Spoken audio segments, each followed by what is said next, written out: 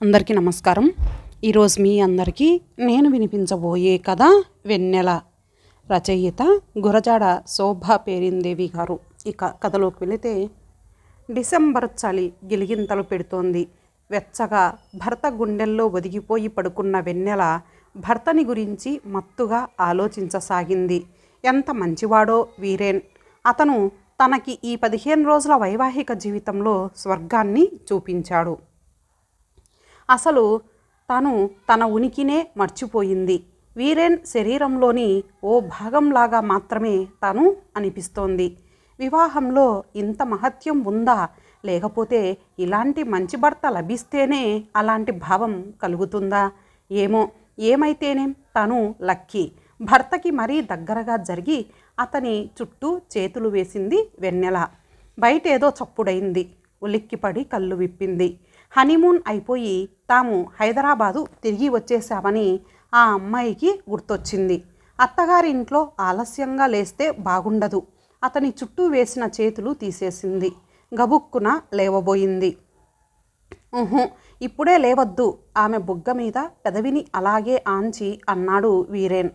మీ అమ్మగారు వాళ్ళు ఇంత ఆలస్యంగా లేస్తే ఏమైనా అనుకుంటారు. అవును, ఎంతో ఇదిగా అనుకుంటారు. అందుకే మిమ్మల్ని వదలమన్నాను. మరింత గట్టిగా బంధించి ఉక్కిరిబిక్కిరి చేశాడు వీరేన్. వదలమంటే ఇంకా గట్టిగా పట్టుకుంటారేమిటి? వదలమన్నావా? వదులుగా ఉంది, ఇంకాస్త బిగించు, అప్పుడే నాకు సుఖంగా ఉంటుంది అంటున్నావేమో అనుకున్నాను. చీ పో. అయితే వదిలేయమంటావా? అవును, ఇంకొక్కసారి వద్దు వద్దు. వీరేన్ ఆమె మాట వినిపించుకోలేదు. అందుకే బారెడు ప్రొద్దెక్కాక బెడ్ దిగి బాత్రూంలోకి నడిచింది వెన్నెల. షవర్ కింద నిలబడింది. భర్త పెట్టే గిలిగింతల ముందు ఆ చల్లటి నీటి తుంపరలు సరిపోవనిపించింది. చక్కగా ముస్తాబై బయటికి వచ్చింది. రామ్మ రా, ఆప్యాయంగా పిలిచింది అత్తగారు. ఇవాళ 16 రోజుల పండగ కదా, కొత్త చీర కట్టుకో, గుడికి వెళ్ళి రండి, మళ్ళీ పెళ్లి రోజులాగా పిండి వంటలతో భోజనం చేద్దాం అంది. వెన్నెలకి ఎందుకో వీక్గా అనిపించసాగింది. బహుశా నిద్ర సరిగ్గా పోకపోవడం వల్లనేమో. కొత్తగా పెళ్ళైన కోడవయసు జంట కొన్నాళ్ల వరకైనా నిదురే పోరాదంట. పాత సినిమా పాట గుర్తొచ్చింది. అందంగా తయారై భర్తతో గుడికి వెళ్ళింది. గుడిలో పులిహోర పెట్టారు. వెన్నెలకి అది చాలా నచ్చింది. అంత ఇష్టంగా ఎలా తింటున్నావు వెన్నెల? పులుపు బాగా ఎక్కువ అవ్వలేదు? లేదే. లేదా? ఆశ్చర్యపోయాడు వీరేన్. కానీ ఆ విషయాన్ని ఇంక పొడిగించలేదు. విడివిడిగా ఉన్న 2 పసుపు తాళ్ళని అంటిపెట్టుకొని ఉన్న మంగళసూత్రాలను ఒక గొలుసులో చేర్చి ఇచ్చింది అత్తగారు. గొలుసును మెడలో వేసుకుంది వెన్నెల. విడివిడిగా ఉన్న 2 వ్యక్తుల్ని పూర్తిగా ఒకటిగా చేసేందుకు ఎన్ని రోజులు పడతాయేమో. అందుకే 16 రోజుల పండగ నాడే సూత్రాలు గొలుసులో చేరుస్తారు అనుకుంది వెన్నెల. తీపి పిండి వంటలను చూస్తే కడుపులో తిప్పినట్టు అనిపించసాగింది. అదేంటి వెన్నెల, ఒక్క స్వీటు తినడం లేదేం? నీకు నెయ్యితో చేసిన మైసూర్పాక్ అంటే ఇష్టమన్నావు కదా? అవును, కానీ లేదు, ఓనీ లేదు, ఇది తిని తీరాలి, అందరూ ఉన్నారనైనా లేకుండా వెన్నెల నోట్లో పెట్టేశాడు. తిను మొత్తం తినాలి. భర్త బలవంతంతో సగం తింది. కానీ విపరీతంగా కడుపులో తిప్పసాగింది. ఇంకా తట్టుకోలేక పరుగున వెళ్ళి వాష్ బేసిన్లో వాంతి చేసుకుంది. కొత్త మనుషులందరి ముందు అలా చేయడం ఇబ్బంది అనిపించింది. కానీ ఆపుకోలేకపోయింది. ఆ రోజంతా డల్గా చికాగ్గా ఉంది. ఏమైంది వెన్నెల? ఏమో, చాలా నీరసంగా అనిపిస్తోంది, పడుకోవాలని ఉంది. రాత్రంతా జాగరణ చేయిస్తే ఆ పిల్ల తట్టుకోగలదట్రా? అసలే ఎంత నాజుగ్గా ఉందో చూడు అంది అత్తగారు. వీరేన్ ముఖం ఎర్రబడింది. వెన్నెల ఆ రోజు మధ్యాహ్నం పుట్టింటికెళ్ళింది. తల్లి ఏం తినమన్నా వద్దంది. తల్లి బలవంతం మీద కాఫీ తాగి డొక్కుంది. వెంటనే వెన్నెల తల్లి తన ఇంట్లో అద్దెకి ఉంటున్న నర్సుని పిలిచి పరీక్ష చేయించింది. మీ అమ్మాయి ప్రెగ్నెంట్ అంది నర్సు. పెళ్ళై నెల కాలేదు, అప్పుడే కడుపు ఎలా వస్తుందమ్మా? అందుకే ఈ కాలం వాళ్ళని నమ్మబుద్ధి కాదు నాకు. అదే మంత్రసానైతే ముఖం చూసి చెప్పేస్తుంది. నువ్వైతే నర్సింగ్ కోర్సు చేసావు, ఏం లాభం? నా మాటని అలా తీసేశారన్న కోపం ఓ పక్కన, అది నిజం అన్న నమ్మకం మరో పక్కన కలిగింది నర్సుకి. మీరు ఏ పెద్ద డాక్టర్కైనా చూపించండి, ఎవరు పరీక్షించినా ఇదే మాట చెప్పి తీరతారు అంది నర్సు. వెన్నెల తల్లికి గుండె దడదడలాడింది. వెన్నెలని గదిలోకి తీసుకువెళ్ళి తలుపు మూసింది. రాజుతో వ్యవహారం ఇక్కడి దాకా వచ్చిందటే అంది గుసగుసగా. ఏంటమ్మా అయోమయంగా అడిగింది వెన్నెల. రాజు నిన్ను ప్రేమిస్తున్నాను అంటూ నీ వెంట పడేవాడు కదే, ముక్కు ముఖం తెలియని వాడిని చేసుకునే కంటే క్లాస్మేట్ని చేసుకోవడం నయం కదా అన్నావు కూడా. అతను యూనివర్సిటీలో నీ వెంట తిరగడమే కాక ఇంటికి వచ్చాడు కూడా కదా.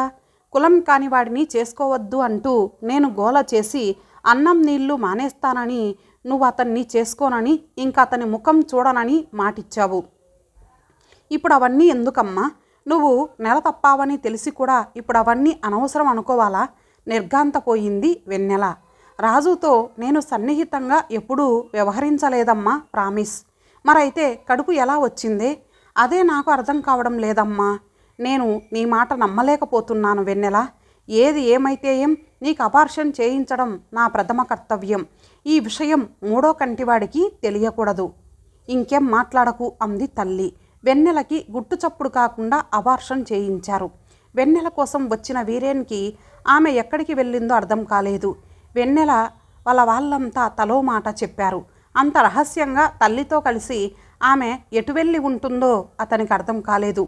వెన్నెల వదిన ఇచ్చిన టిఫిన్ తింటూ మౌనంగా కూర్చున్నాడు. వెన్నెల అన్న కొడుకు వీరేన్ చుట్టూ తిరిగి ఆడుకోసాగాడు.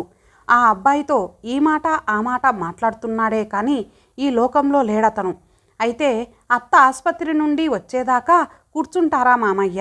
కానీ అత్త బాగా లేటుగా వస్తుందటగా అన్నాడు. అంతే, వీరేన్కి క్లూ దొరికింది.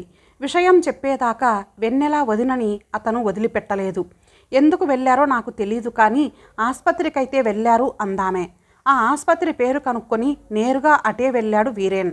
రెడ్ హ్యాండెడ్గా పట్టుకున్నాడు వెన్నెలని. విషయం పూర్తిగా విన్న వీరేన్కి వెర్రి ఆవేశం వచ్చింది.